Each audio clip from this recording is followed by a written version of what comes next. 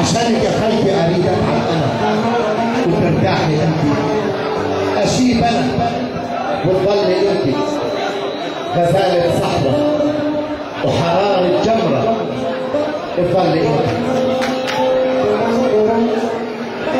الاخوه الحضور رحبوا معي بالشاعره الفلسطينيه إلهام أبو ظهر.